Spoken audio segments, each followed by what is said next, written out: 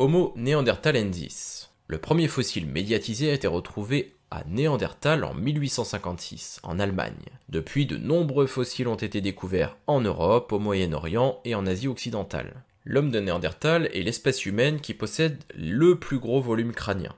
Sa capacité crânienne varie entre 1500 et 1750 cm3, c'est donc supérieur à nos ancêtres ou à nous-mêmes.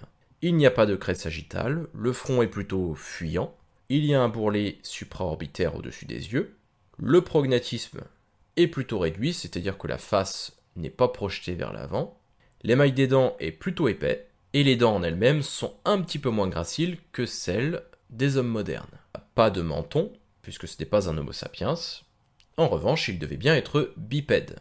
La position du foramen magnum est avancée, la colonne vertébrale a 4 courbures, le bassin est court et large, les fémurs sont obliques, il a donc toutes les adaptations pour la bipédie, les jambes sont longues, et les pieds possèdent un pouce non opposable.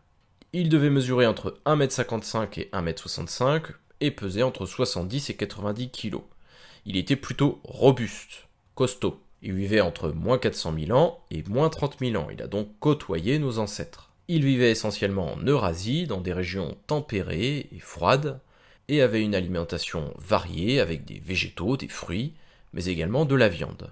On sait qu'il mangeait des coquillages, des mollusques, des phoques, des petits mammifères et des gros mammifères. Il avait certainement un langage et maîtrisait la fabrication d'outils. Il avait conçu des racloirs, des pointes, il maîtrisait le feu, c'était un excellent chasseur qui vivait par petits groupes de 60 individus et il enterrait ses défunts.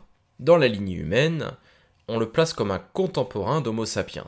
Donc Néandertal est plutôt un cousin. Ce sont deux espèces bien distinctes, même si nous savons aujourd'hui que certains Néandertals se sont métissés avec certains Homo sapiens.